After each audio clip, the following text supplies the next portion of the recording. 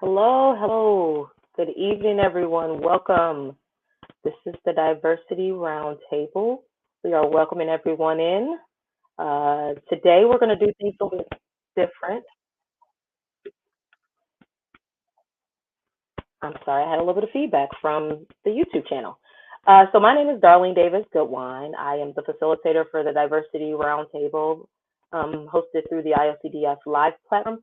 We've had a pretty eventful and exciting last couple of years, but today we wanted to take you through what we call a year in review. So we have a platform where I'm gonna step away and allow you all to view the video, kind of provide some synopsis for the work that we covered last year. And we hope to be joined by some of our panelists. Just to kind of shift into our programming today, we first have to open up with our announcements.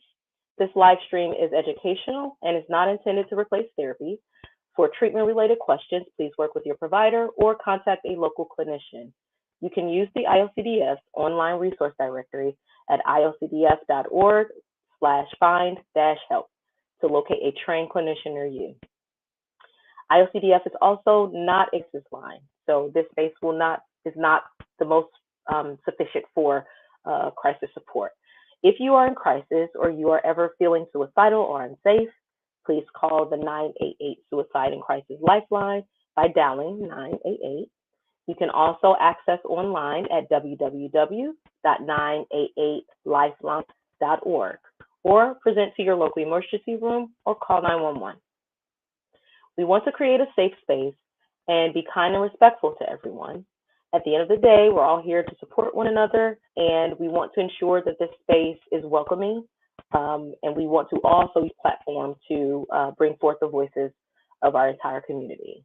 With that, be mindful that this is a social media platform, and this is being recorded. So as you are engaging with us through YouTube, chat, Facebook, please be aware that this is, again, a social media.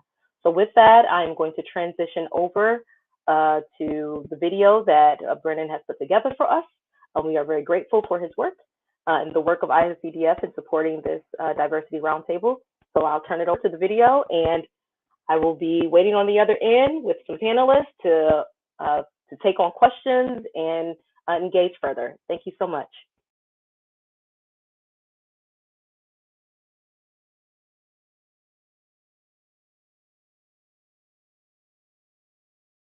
For me, it definitely puts a large amount of stress on my mom and I's relationship. We've always been super close. It's mainly just been her and me, but with the stress that OCD put on our relationship, and of course me not being able to do certain actions and asking for accommodations and reassurances, things got pretty heated sometimes, and I was unsure of whether our relationship would ever get back to being the same as it was. And it was really, really difficult. And of course, back then when I was really struggling with OCD, I didn't realize how much it affected the whole family. I just thought, I'm the one with this disorder, it's just affecting me. But throughout my journey and now being able to talk to my mom and recognize and realize things from her point of view, we definitely all have our own struggles. And now I'm really aware of how much stress I just put on the whole family. And now through working and reducing OCD's impact in my life, I'm very proud to say that my relationships with everyone have been fully repaired. And it's just really important to understand that when people are trying to provide support, and oftentimes the person with OCD might lash out or they don't want to talk about it, it's not them that's really acting that way. It's the OCD that's taking control of them. And I remember when my mom was reducing her accommodations, I would scream and cry and I would say nasty things. And looking back, I know that I don't even remember half of it, but I just remember feeling such like all of the mental anguish, and that it was all just on me and that nobody else was helping. But just letting your kids know that you're in their corner, you're there to support them. And even if you can't provide accommodations because that's counterproductive.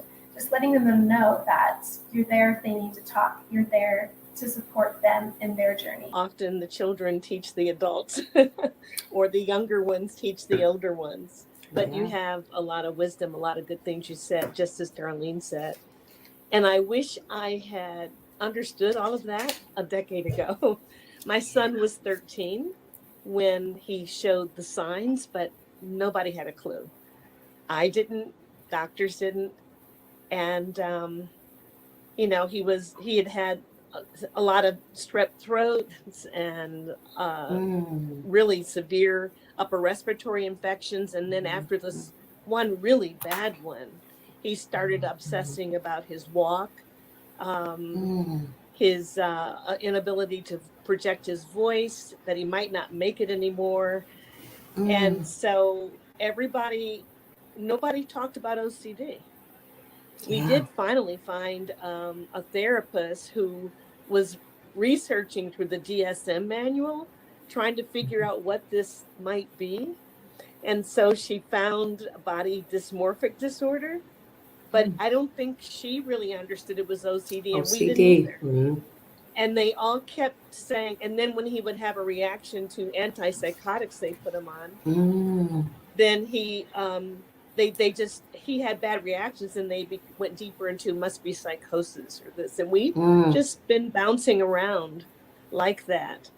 But all along, I did let him know that I love him, that I was for him. I took tons of classes at NAMI and another organization in my state, but I never could hear anything that really explained what was going on with my son. And so we've thrashed about for a long time, and he has really, really suffered.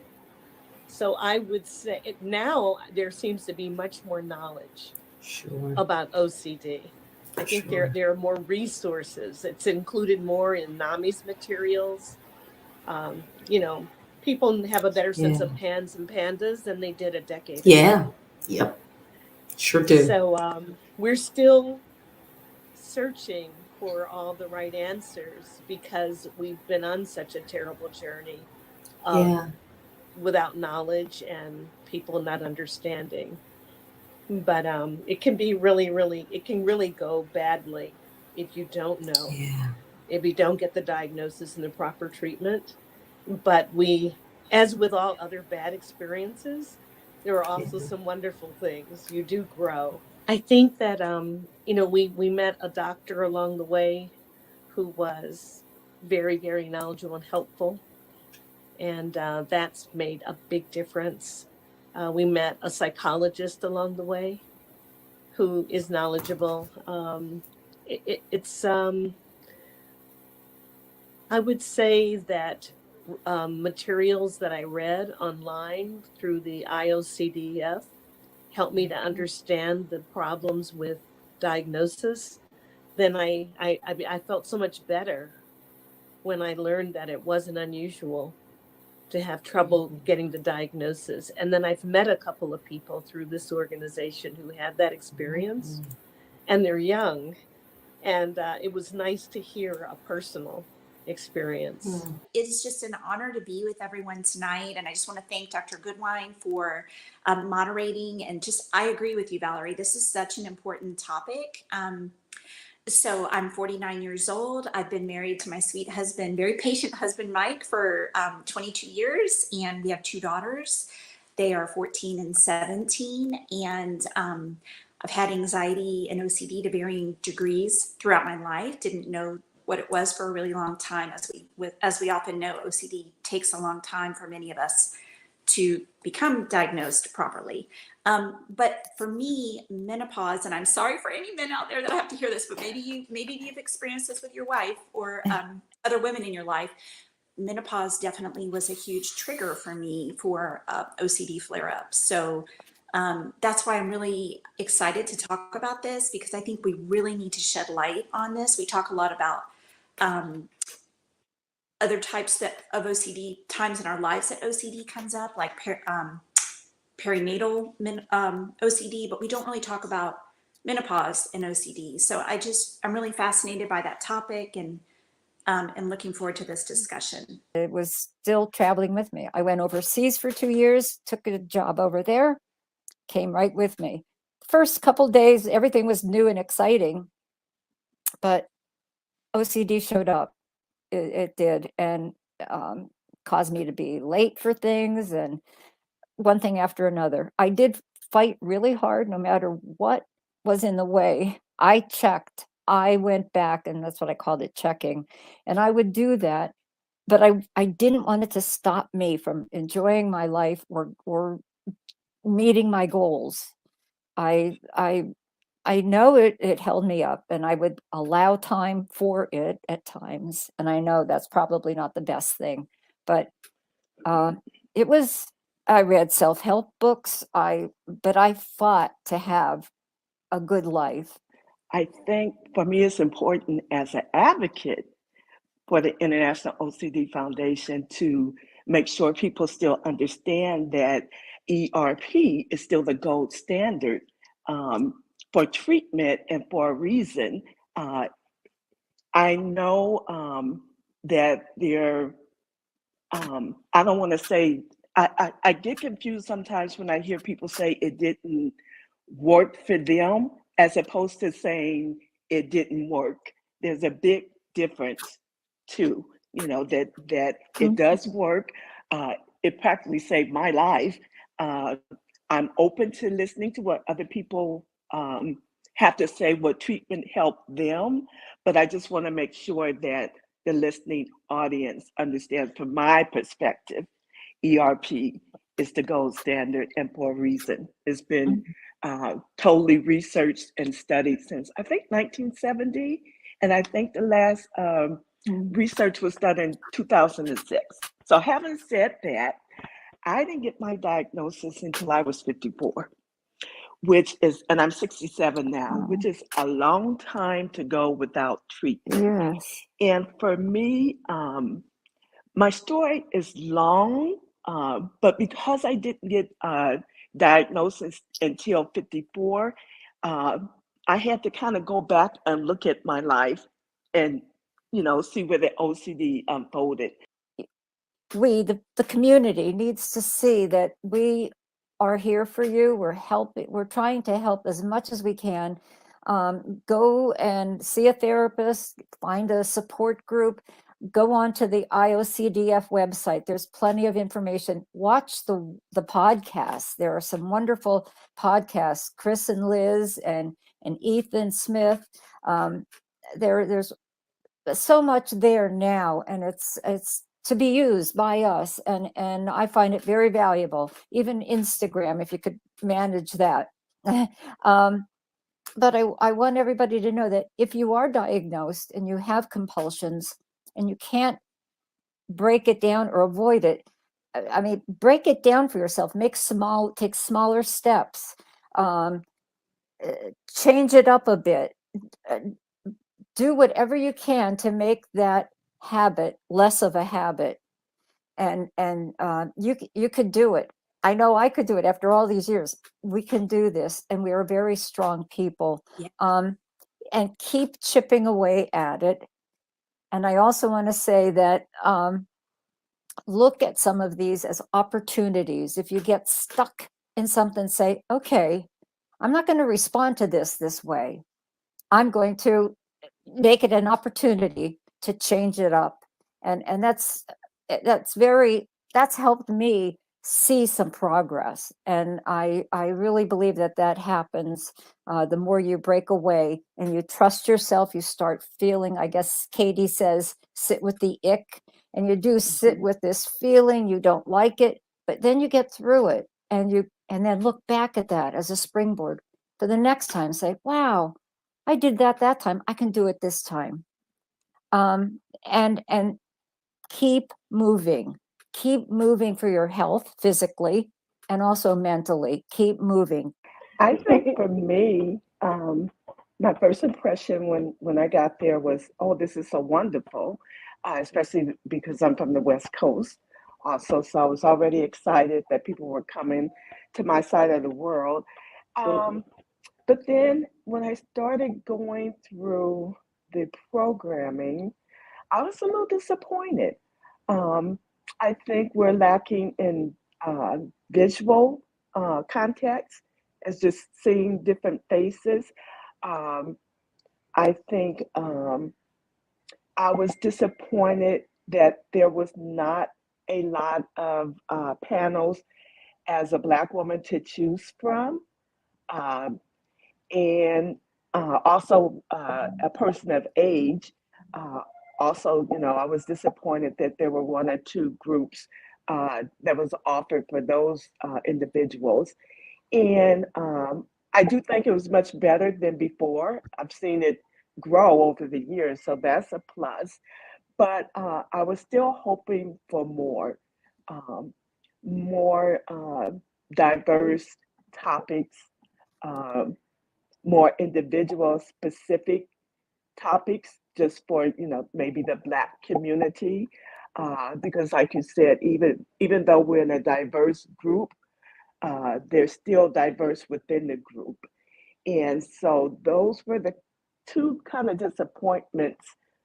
I was disappointed and also encouraged at the same time, to see that they're growing and that we're being included. And especially since I've been involved since 2017, I can see the difference. My first year, to be honest, when I went to the conference, which was in San Francisco 5 years ago, I could probably count the number of people on my hands that were Black or people of color. I couldn't do that this year. So I was very encouraged by that. So those were the two things that I focused on primarily this year.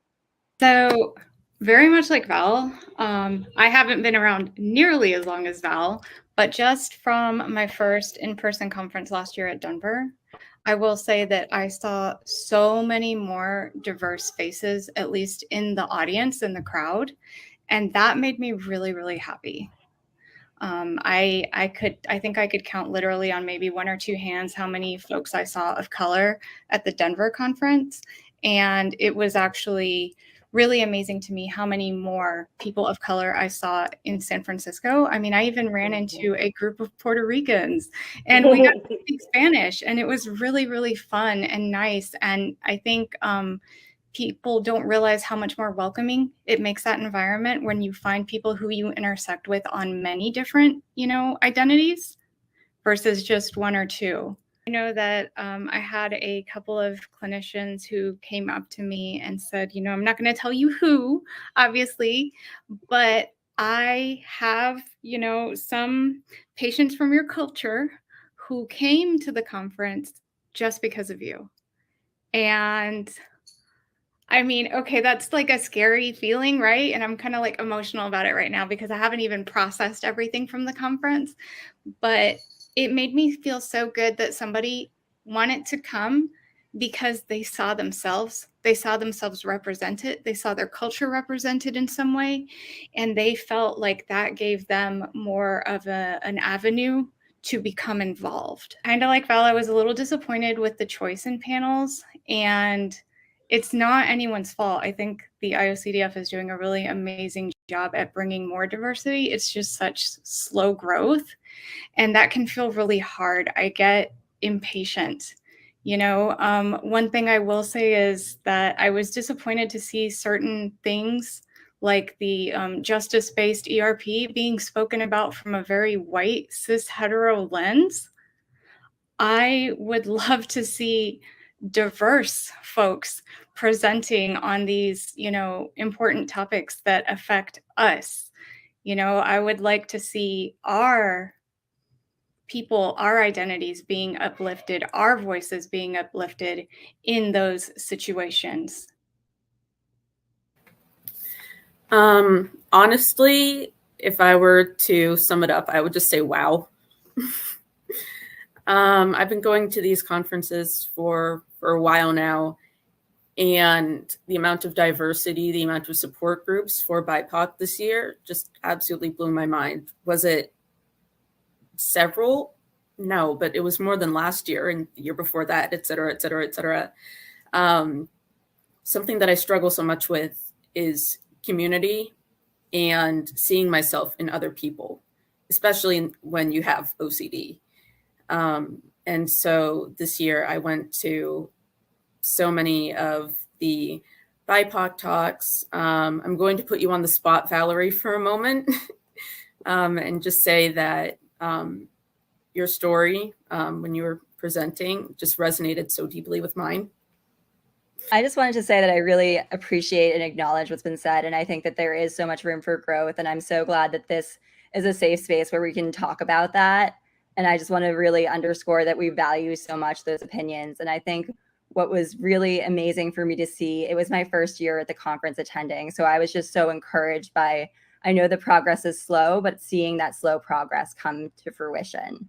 I think that the offerings that we had this year, I personally was just very moved to see what we put out. And I think that it's just encouraging to see that we're dedicated to doing more.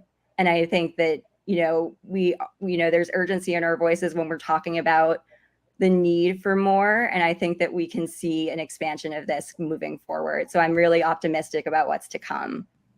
I can say something as it connects to what we've been talking about with Alex and Val, I think, which is a very big thing and a very big struggle in advocacy is there are some people who don't have, all the resources that, for instance, I am very fortunate to have.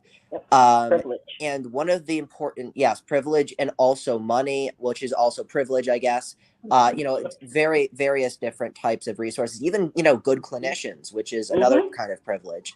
And what I think is important for me as an advocate personally, my mission is really, there were a lot of times in my life where I didn't know that my life would be able to get better, and I had no idea how to move forward. And other people came in and gave me, the resources and the means to be able to kind of take that step. Even though I had so much, I was very fortunate to have so many of these people to help me, but I really needed it and mostly needed, the support. And I think there are a lot of people who don't have these resources. And my goal as an advocate is to be able to provide these resources for people to be able to take their own lives back, to get autonomy and feel the sense of control and hope. And there's so many ways of doing this: spreading hope, spreading messaging, funding, many different approaches. One thing that I think is what was important to quite a few people in the diversity meeting about being in Florida is there are a lot of people that live in Florida who are dealing with a lot of challenges with OCD.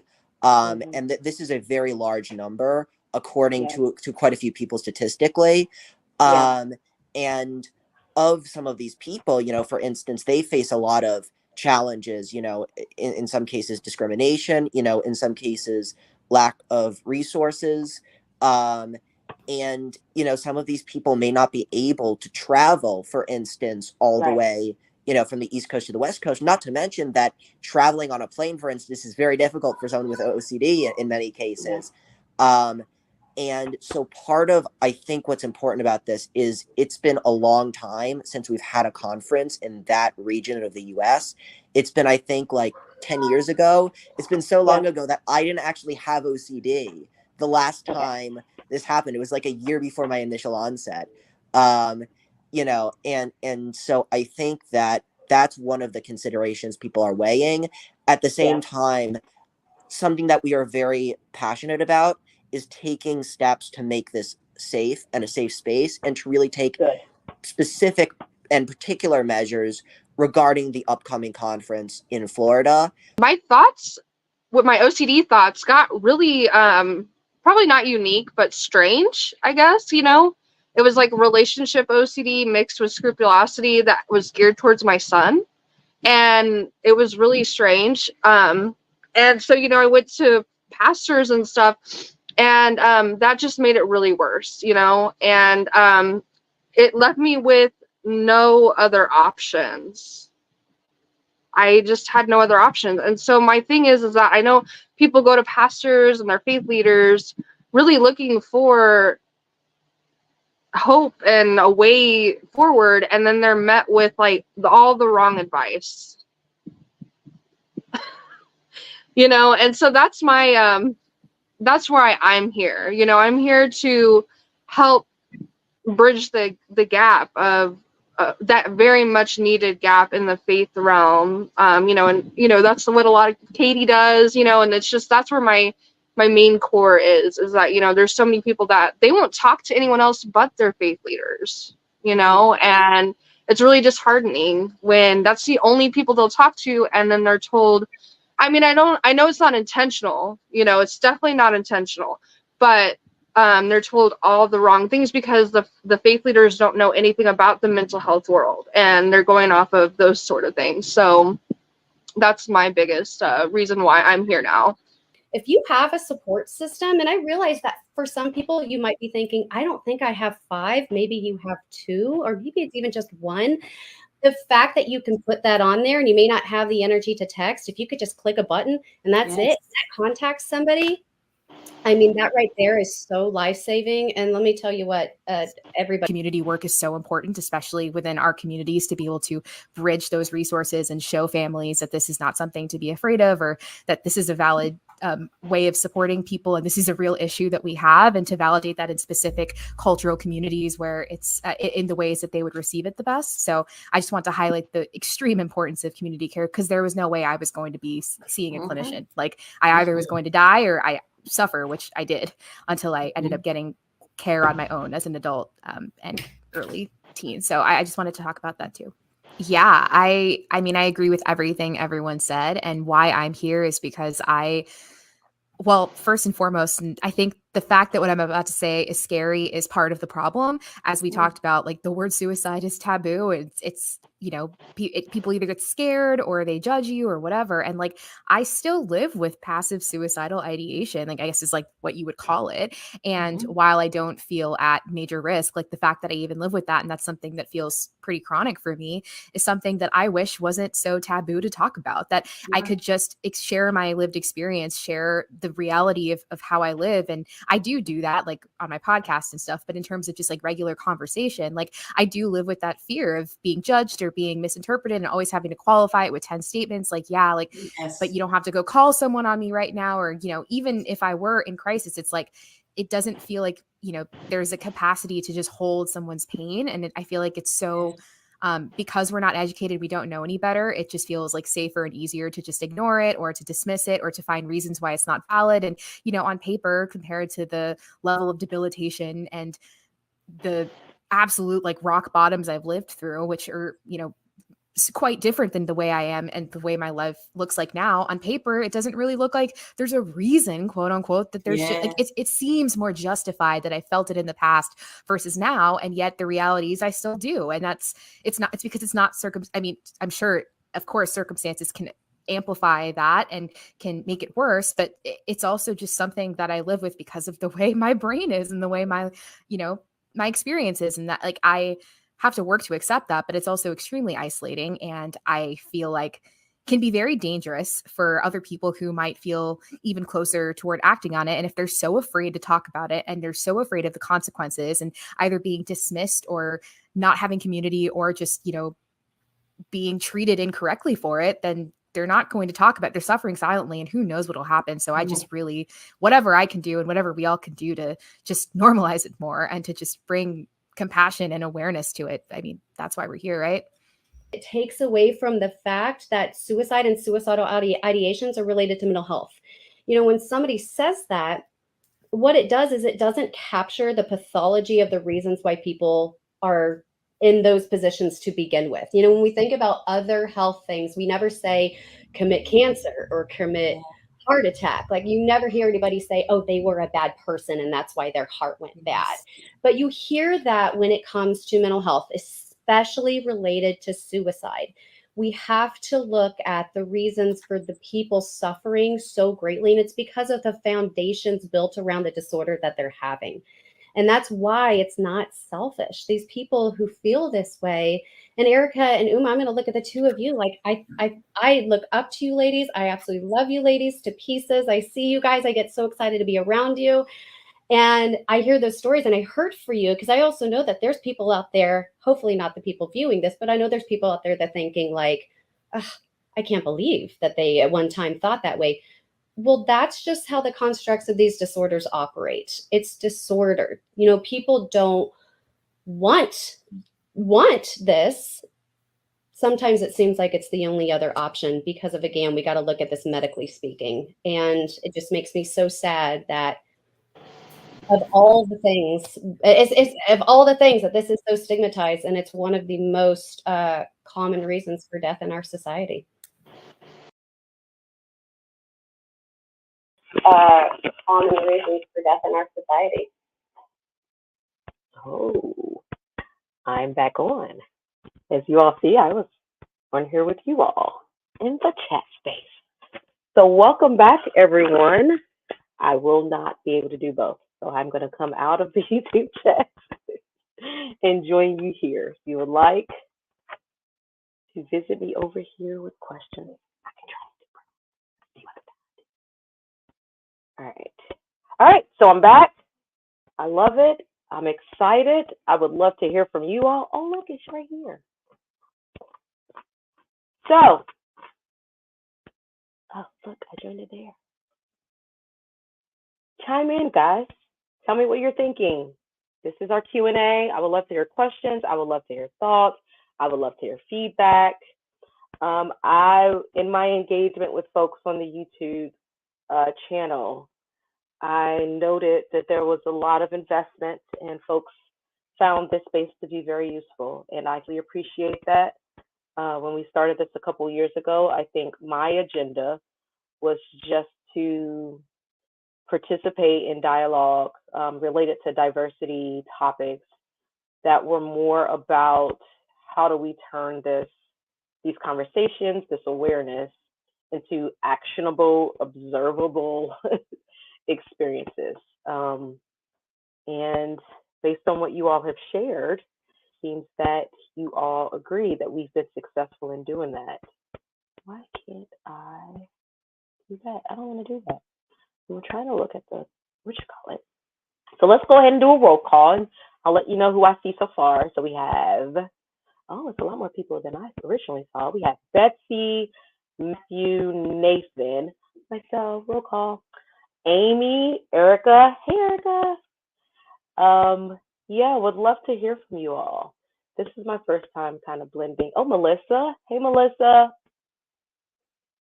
Blending both of the platforms. So yeah, shoot questions my way. Let me know. Colleen,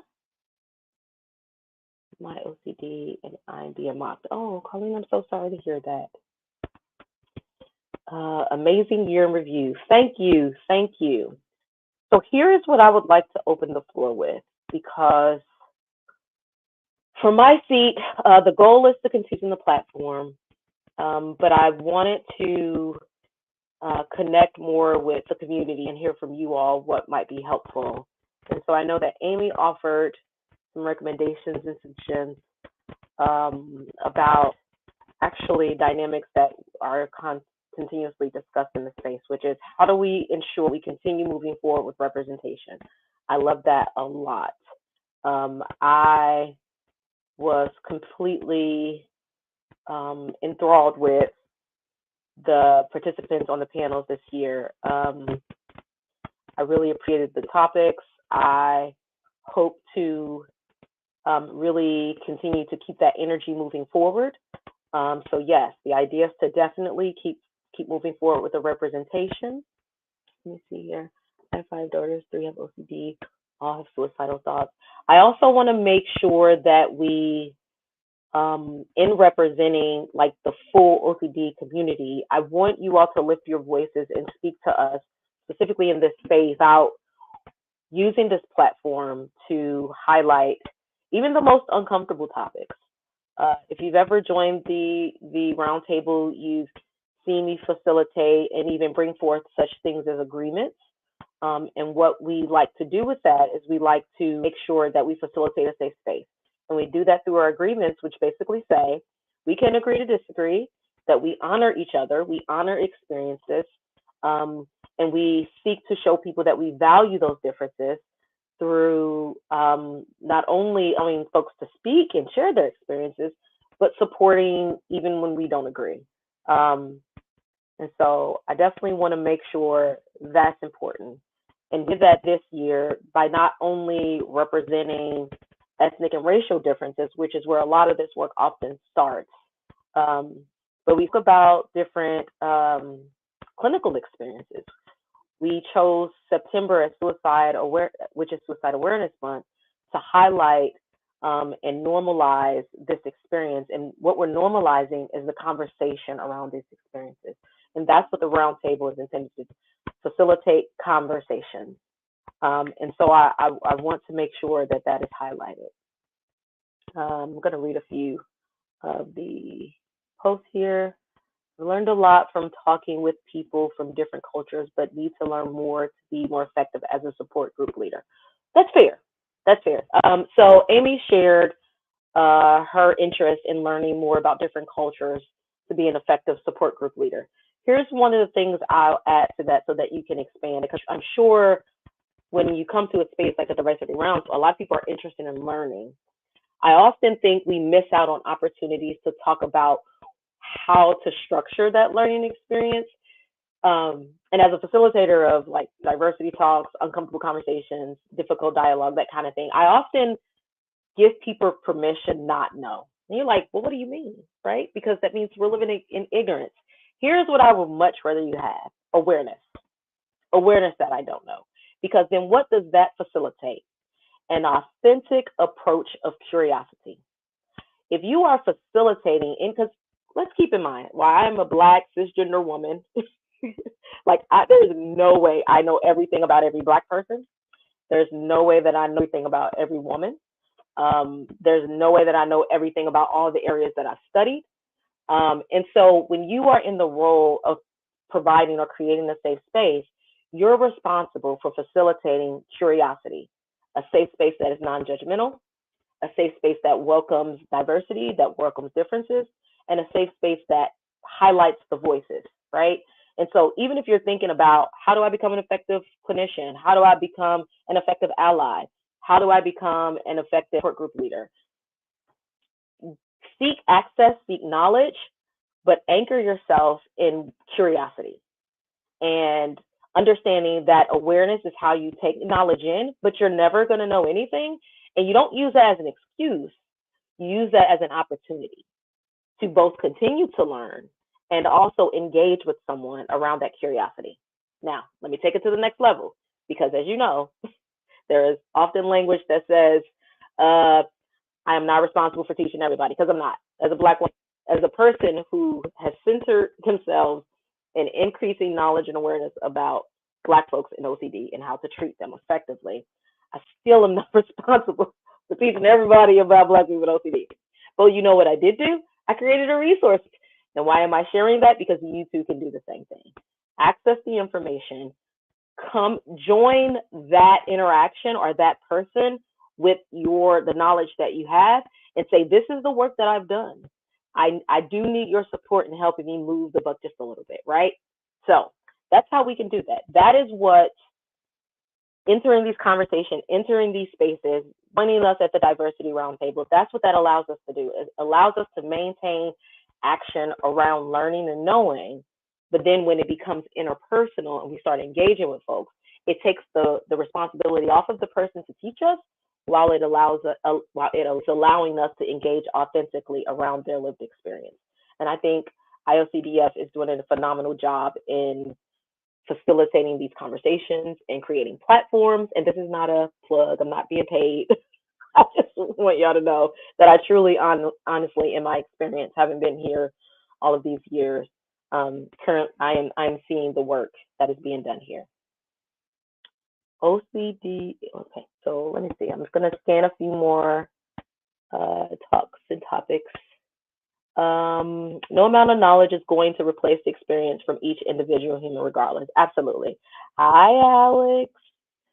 Let's see here. I would like to hear more about experiences like my own, living in a smaller town without skilled ERP practitioners, financial barriers to treatment, etc. I've had to self-treat with ERP.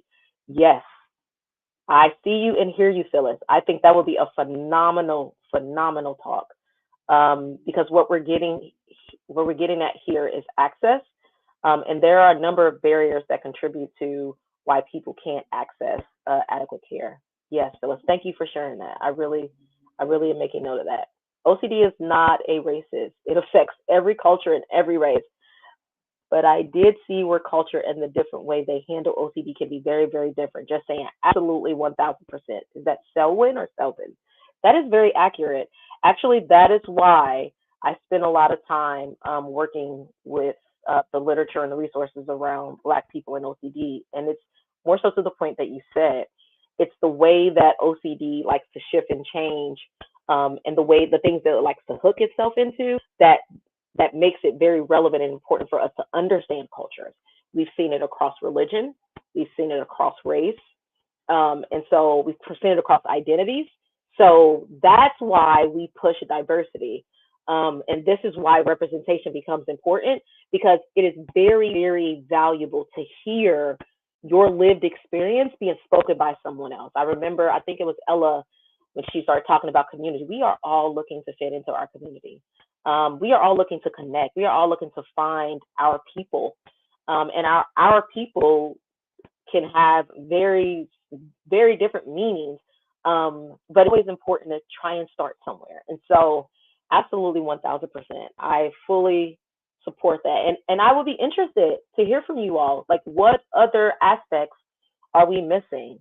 Like Phyllis was saying, like, what does it mean to not have access to skilled ERP practitioners? One might look at that and say, well, that's a clinical. Well, yeah, it has a clinical aspect, but there are lived experiences on how people are dealing with that. Like, how does one navigate that? I currently have a wait list. Let's have a conversation like, what does it mean to have to sit on a wait list waiting for therapy for whatever reason, right? Like, that's a real, true lived experience. Never thought about that at all. Love to see Flora Sean on the Diversity Roundtable, an awesome, incredible, inspiring advocate. I think I was supposed to be on a panel with someone. I think that was that person. Yeah, Matthew, tell them to reach out. I would love to hear from Flora Sean.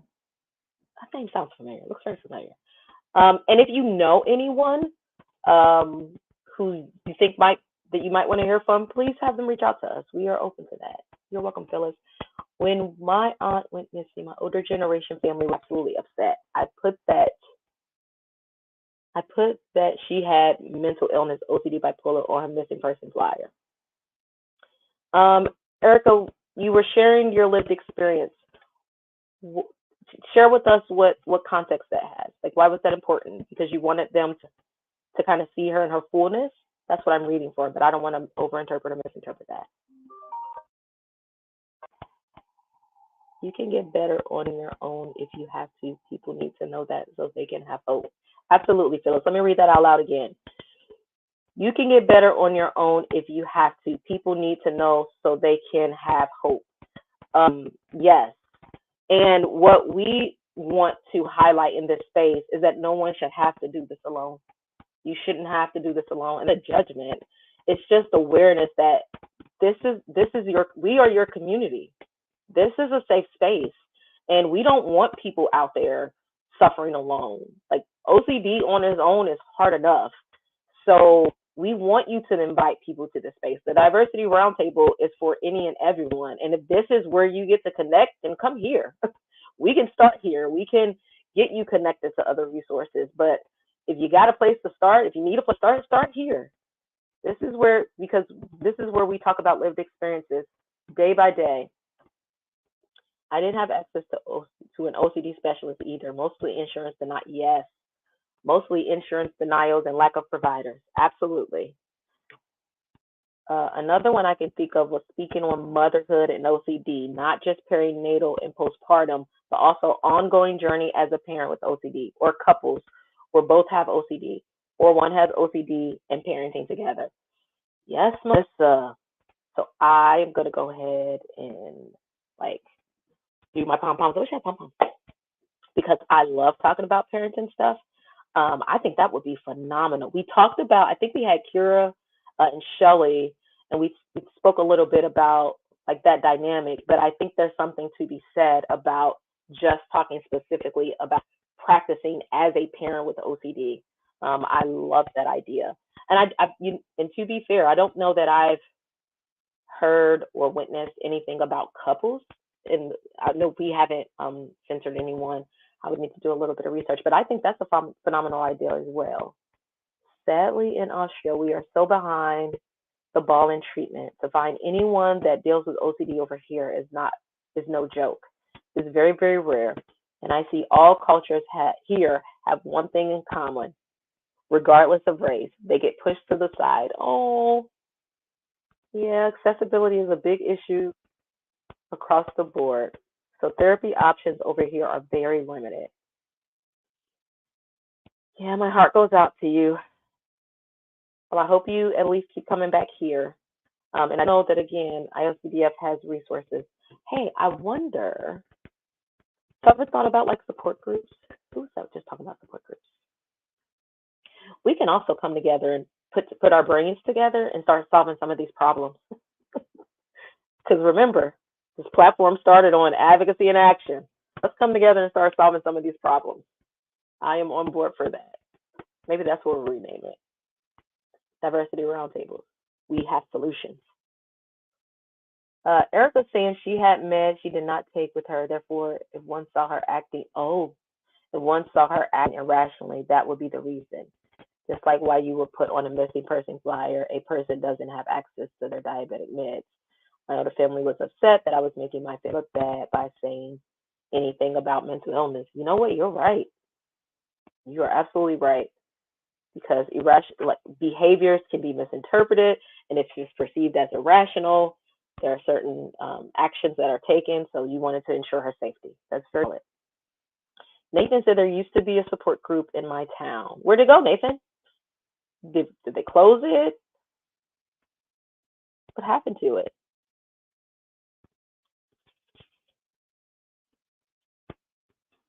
Is anybody else having a similar experience where you had access to resources and then it's gone?